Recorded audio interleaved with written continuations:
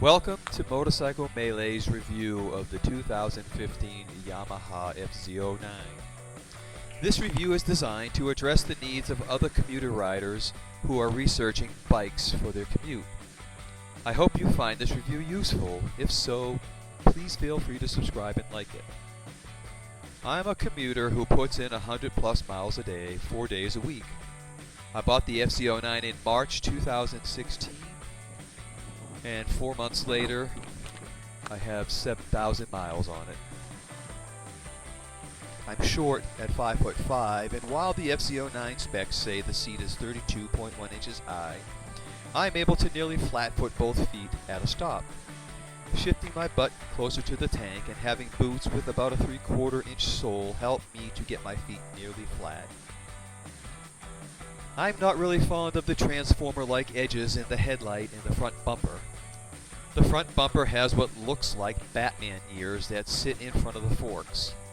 While these ears look strange, they are quite functional, protecting the exposed portion of the front forks from road debris and dead bugs, helping prolong the life of your fork seals. I've only made 2 modifications, the bar end mirrors and the small windscreen. The bar end mirrors look better and provide a better field of view in front and to the rear over the stock mirrors. The addition of the windscreen was primarily functional because the stock FZ-09 has a large gap between the headlight and the gauge cluster where all the wires run. This area would become a dead bug graveyard and nearly impossible to keep clean. The windscreen kills the bugs, preventing their accumulation in that mass of wiring. I did paint the windscreen in a Kenny Roberts style stripe to match the yellow paint job. You can see a link in the description to the article talking about that paint job. I had planned on changing the bars to drag bars to give the seating position a more aggressive feel, but I've grown fond of the more upright position because it's so much easier to look over my shoulders when merging onto highway traffic. This handlebar position is great for visibility and for removing any stress on your wrists that one would experience with lower bars. Aesthetically, the FZ-09 has an aggressive appearance with upswept tank that has a nice narrow to wide flare when viewed from the seat. I am a fan of the yellow because I like when a motorcycle has a unique color and the bright color helps me be seen. The suspension was a bit soft for me. During my daily emergency braking practice, I felt that the front forks dove too much for my liking, so I adjusted them to be a bit stiffer. They're much better now.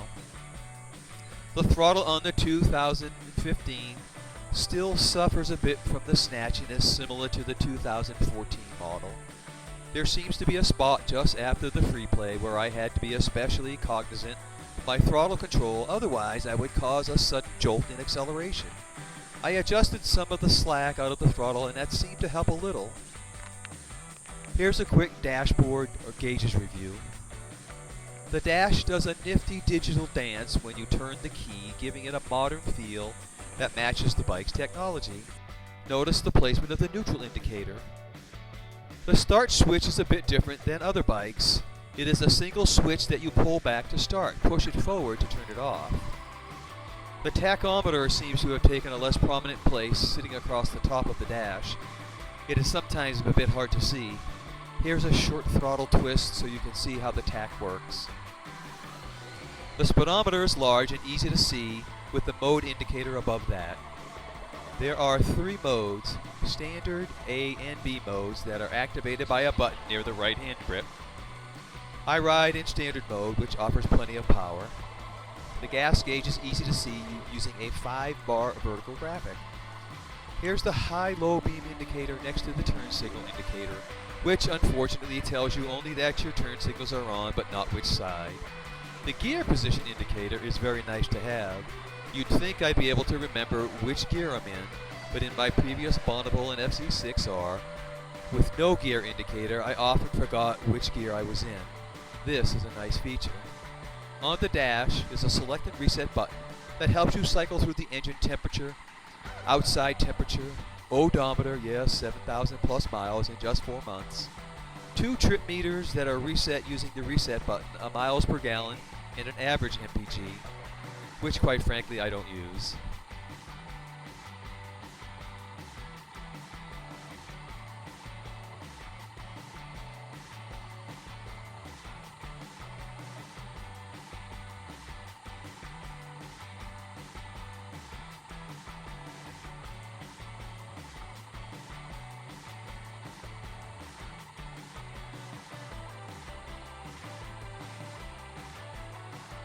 Another nice feature for commuters is the hazard or emergency blinkers activated near the right hand grip. If you've ever been stranded on a dark highway, and I have without hazards, you'll appreciate having these.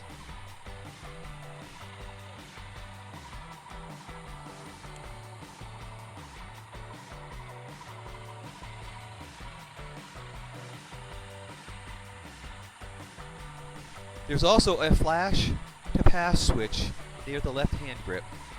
In my morning commutes around 4:30, I've had to use this to alert drivers who are drifting into my lane to tell them that I was there. I've used this more than my horn. It is a great feature to have. The high, low beam switch, turn signal, and horn button are all on the left hand grip. Deactivate the turn signal by pressing it straight in. The horn switch position seems to be ergonomically too high. I've had to feel for it when I did use it. Removing the seat is a bit of a pain because Yamaha opted to put the seat lock key under the rear seat position. It does, fortunately, have a plastic cover protecting the keyhole from accumulating road debris.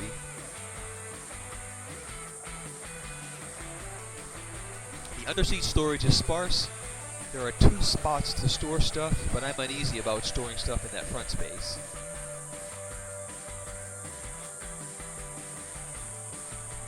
The rear space is nearly useless, and if you carry a handgun, good luck locking it under the seat. Here is my daily carry. Yep, it sure is unloaded. It's a Walther PPQ M2 9mm, so you can look it up to see the comparison between your weapon and this. There is simply no way to store it under the seat.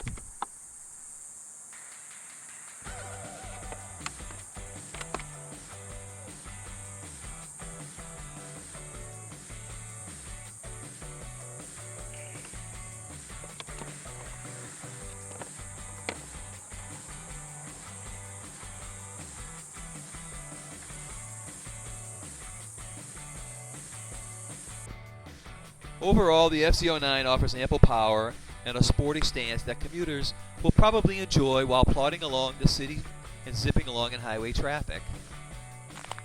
Regarding the snatchiness in the throttle, frankly I think over time you get better with your throttle control, which makes this problem seem to go away. One thing I did notice is that when I ride over any rough road around 45 miles per hour, I need to pay close attention to my throttle control. Otherwise, the bumps will cause some of that snatchiness, which has caught me off guard a few times. The FZ-09 engine has more low RPM vibration near my right foot peg than I expected. There was a recall on the cam chain tensioner that didn't really make any difference in the vibration after it was replaced. It's near the right foot peg, so I had hoped that was the cause of the vibration. At higher RPMs, the vibration lessens. On the highway, I often ride in 5th gear, which seems to eliminate the vibration. I do suffer from some right foot numbness after about 30 minutes if I'm riding in 6th gear at 75 miles per hour. If I ride in 6th gear at a higher miles per hour, the vibration does lessen. The engine offers plenty of power and torque. This is a great engine for commuting because it's fun and offers a quick egress from danger with just a simple twist in nearly any gear. The stock tires have a good grip in city riding around tight corners, and at 80 miles per hour negotiating long sweeping highway turns. They aren't lasting long, and I'm almost already in need of a new rear tire. The brakes work well for my commuting needs. I practice emergency braking every morning, and they have ample stopping power. The rear brake does seem to lock up easily during these practices. I think the seat, the foot pegs, and the handlebar provide a nice position for commuting.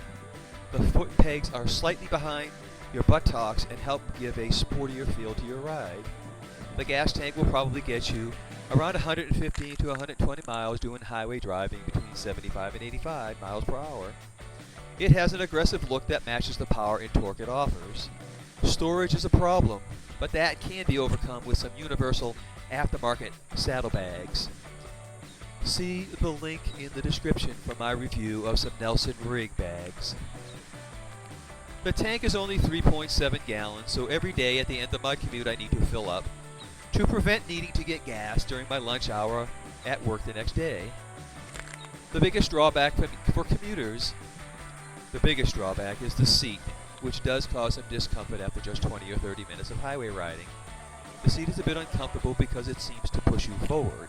There are two types of seating material that seem to work together to cause some crotch discomfort. The slicker rear material helps slide you forward, while the coarser front material seems to grip and hold your pants. This causes a gathering of pant material, resulting in crotch discomfort. I find the need to adjust my seating position often after about 30 minutes on the road.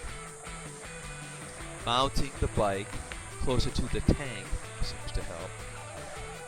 This bike is a lot of fun to ride, and if you're looking for a new commuter bike, you might want to find your way to a nearby motorcycle show and take one for a test drive.